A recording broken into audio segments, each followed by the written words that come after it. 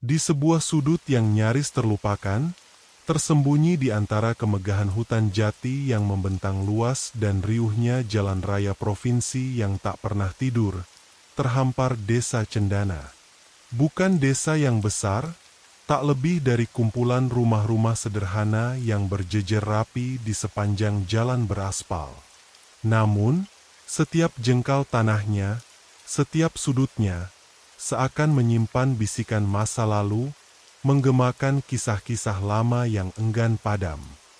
Dan di ujung gang buntu desa itu, di mana jalanan batu kerikil berbelok tajam dan berakhir buntu, tersembunyi di balik rimbunnya pohon jambu yang tak pernah berbuah dan semak belukar liar yang menggapai-gapai seperti jemari hantu, berdiri sebuah rumah tua. Rumah itu bukan sekadar tua, melainkan lapuk termakan usia. Catnya sudah lama mengelupas, menampilkan lapisan-lapisan warna yang memudar, menyerupai kulit ari yang mengering dan retak. Atapnya, yang semula berwarna merah cerah, kini tertutup rapat oleh lumut hijau kehitaman yang tebal, seolah melindunginya dari tatapan dunia luar, menjaga rahasia-rahasia di dalamnya. Aku, Rio, seorang desainer grafis lepas yang mendambakan ketenangan absolut, memutuskan untuk pindah ke sana.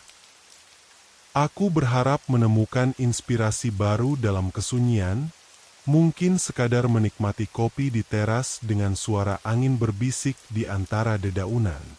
Yang tidak pernah kubayangkan adalah, ketenangan yang kudapatkan itu datang dengan bayaran yang tak terhingga, sebuah janji yang tak mungkin kubatalkan. Bagian yang paling menarik perhatianku di halaman belakang adalah sebuah sumur tua. Bentuknya silinder sempurna, terbuat dari susunan batu kali yang entah bagaimana masih kokoh menahan gempuran cuaca dan waktu.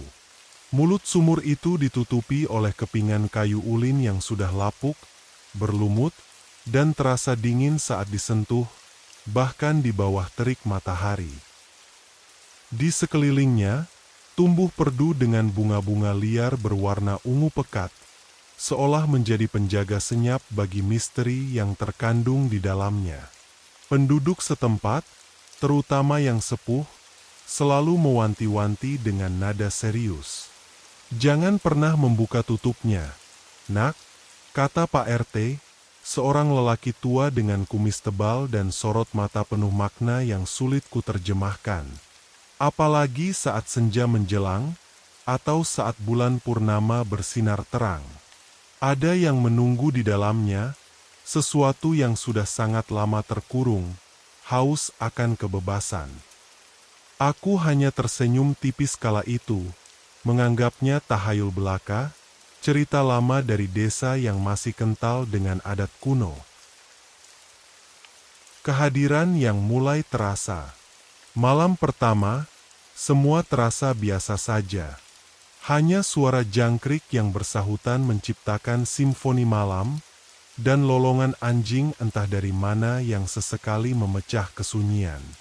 Aku tidur nyenyak, merasa benar-benar terbebas dari kebisingan kota, dari deru kendaraan dan hiruk-pikuk kehidupan modern. Namun, di malam kedua, saat aku sedang asyik membaca novel fantasi di ruang tamu, terlarut dalam dunia sihir dan naga, samar-samar kudengar sesuatu. Sebuah bisikan, sangat pelan, nyaris tak terdengar, seperti hembusan angin yang tersangkut di dahan pohon yang bergesekan. Aku mengira itu hanya angin yang masuk melalui celah jendela yang tidak tertutup rapat, dan kembali fokus pada barisan kalimat di buku. Tapi bisikan itu datang lagi. Kali ini lebih jelas, tak lagi samar. Seolah-olah seseorang, atau sesuatu, memanggil namaku. "Rio, Rio." Suara itu serak, seperti ada kerikil di tenggorokan, namun anehnya, ada nada memohon dan kesepian yang menusuk hati di dalamnya. Bulu kuduku meremang. Aku mencoba menenangkan diri, meyakinkan diriku bahwa itu hanyalah imajinasiku, mungkin efek kelelahan setelah seharian membereskan barang-barang. Aku mematikan lampu dan mencoba tidur, berharap gelap akan menelan semua keganjilan itu. Malam-malam berikutnya, bisikan itu semakin intens, semakin jelas, dan semakin bervariasi. Ia bukan lagi sekadar panggilan, tapi terkadang terdengar seperti rintihan pilu, atau tangisan pelan yang menyayat hati, seolah duka yang terpendam selama bertahun-tahun pecah dalam setiap hembusan suara. Ada kalanya, bisikan itu menyerupai lagu pengantar tidur yang dinyanyikan dengan sangat sedih. Namun melodi itu tak pernah bisa kuingat sepenuhnya saat terbangun.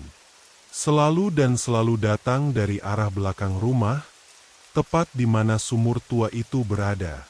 Aku mulai gelisah. Tidurku tak lagi nyenyak. Sering terbangun di tengah malam dengan jantung berdebar kencang, diselimuti keringat dingin, dan perasaan tak nyaman yang merayapi seluruh tubuh. Aku bahkan sempat berpikir untuk pergi, mencari tempat lain, namun entah mengapa, kakiku terasa berat. Ada semacam daya tarik yang menahanku. Suatu malam, saat hujan turun dengan derasnya, petir menyambar, menerangi langit dengan kilatan putih yang mengerikan. Angin berembus kencang, membuat dahan-dahan pohon di sekitar rumah bergesekan dan menciptakan melodi horor alami yang merdu namun mematikan, mengiringi setiap tetesan hujan yang jatuh. Bisikan itu hadir lagi, lebih kuat dan lebih nyata dari sebelumnya, menembus deru hujan.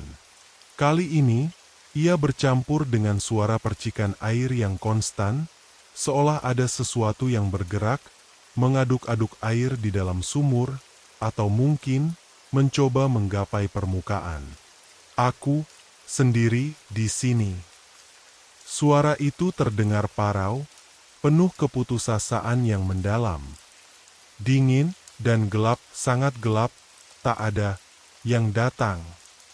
Rasa penasaran yang tak terbendung mulai menguasai rasa takutku. Atau mungkin, justru rasa takut itulah yang mendorongku untuk melakukan sesuatu yang paling bodoh dan ceroboh yang pernah kubayangkan. Aku mengambil senter yang tergeletak di meja samping, tangan gemetar, jantung berdebar tak karuan, namun langkahku terasa ditarik oleh kekuatan tak kasat mata yang tak bisa kuperangi. Dengan senter di tangan, aku memberanikan diri menuju halaman belakang, menembus gelap dan hujan. Butiran air hujan yang dingin menampar wajahku, membasahi pakaianku, namun aku tidak peduli. Aku hanya ingin tahu, ingin mengakhiri teror bisikan ini, atau setidaknya, memahami apa yang ada di baliknya.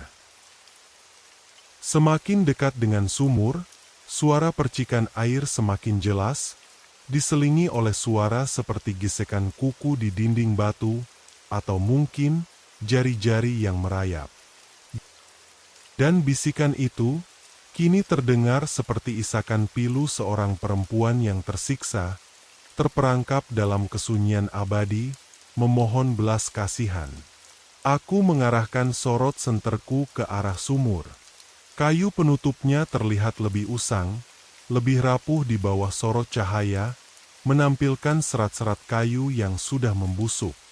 Ada retakan besar di tengahnya, seperti bekas pukulan benda tumpul yang sudah sangat lama, membentuk celah yang gelap. Jantungku berdebar tak karuan, memukul-mukul rongga dadaku dengan irama tak beraturan. Aku mendekat perlahan, mengulurkan tangan untuk menyentuh penutup kayu yang terasa dingin, lembab, dan licin oleh lumut. Saat jemariku nyaris menyentuh permukaannya, suara isakan itu berhenti. Yang ada hanyalah keheningan yang memekakan telinga, hanya dipecahkan oleh suara derasnya hujan yang membasahi bumi dan dentingan air yang jatuh dari atap. Udara di sekitar sumur terasa jauh lebih dingin, seolah aku berdiri di pintu masuk sebuah lemari es raksasa. Tiba-tiba, dari celah retakan pada penutup sumur, sesuatu menggeliat. Sangat pelan, nyaris tak terlihat pada awalnya, seperti gumpalan kain basah yang terseret dalam kegelapan. Hanya bayangan gelap yang bergerak, perlahan namun pasti. Lalu, perlahan, sepasang mata muncul dari celah itu. Mata yang besar, hitam pekat, tanpa pupil, dan memancarkan keputusasaan yang tak terhingga, seolah menampung kesedihan ribuan tahun, rasa sakit yang tak terlukiskan. Mereka menatapku dengan tajam, seolah menembus setiap lapisan pertahanan jiwaku, melihat langsung ke dalam inti ketakutanku. Bisikan itu kembali, kini bukan lagi panggilan atau rintihan, tapi sebuah desahan lega yang panjang dan menyeramkan, diikuti oleh kekeh pelan yang dingin. Kau datang, akhirnya, aku sudah lama menanti. Rasa dingin yang menusuk tulang, bukan dari guyuran hujan, merayapiku. Dimulai dari ujung kakiku, perlahan naik ke seluruh tubuh, membekukan darahku, mengunci setiap ototku. Aku merasa seolah ada tangan tak kasat mata yang menjulur dari dalam kegelapan sumur, memegang erat pergelangan kakiku, mencoba menarikku ke bawah. Tanpa berpikir, aku mundur beberapa langkah, kehilangan keseimbangan, dan terjatuh di atas tanah basah yang becek. Senterku terlepas dari genggaman, cahayanya berputar-putar di tanah, menciptakan bayangan-bayangan aneh yang menari-nari di sekelilingku, memperburuk kepanikan. Aku merangkak mundur, pandanganku tak lepas dari sumur tua itu. Sepasang mata hitam itu masih menatapku dari celah, tidak berkedip, seolah menungguku melakukan gerakan selanjutnya. Dan perlahan, sangat perlahan, retakan di penutup sumur mulai melebar.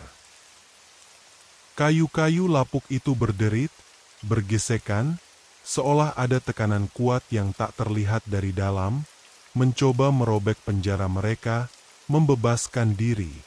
Dari celah yang semakin besar, samar-samar tercium bau apek, bau tanah basah bercampur aroma amis yang menyesakkan, aroma kematian yang basi. Aku bahkan bisa mendengar suara air di dalam sumur yang bergejolak, seolah ada sesuatu yang besar sedang naik ke permukaan. Aku tidak menunggu lebih lama lagi. Dengan sisa tenaga yang kumiliki, dengan napas tersengal-sengal, aku bangkit dan berlari sekencang-kencangnya menuju rumah, mengabaikan genangan air dan lumpur yang membuatku terpeleset. Aku mengunci semua pintu dan jendela, lalu meringkuk di sudut ruangan, di balik sofa, jantung berdebar seperti genderang perang yang tak henti-hentinya. Aku menyalakan semua lampu di setiap ruangan, mencoba mengusir bayangan gelap yang terasa mengikutiku, memenuhi setiap celah di rumah. Hingga pagi tiba, aku tidak bisa tidur.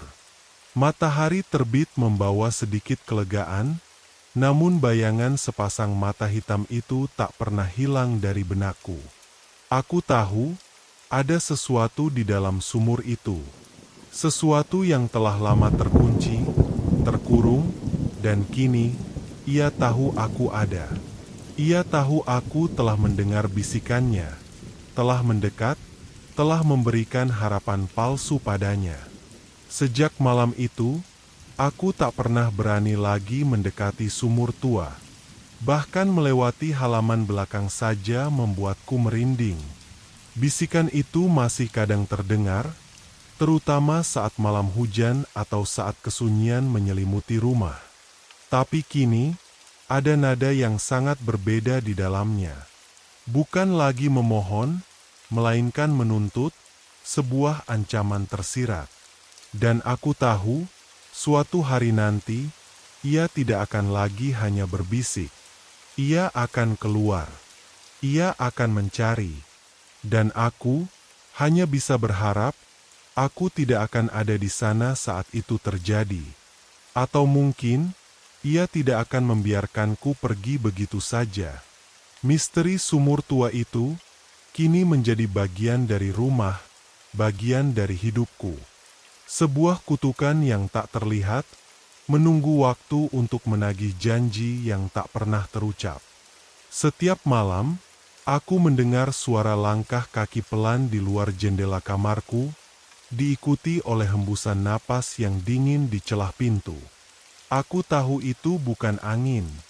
Aku tahu itu bukan tikus. Itu adalah dia.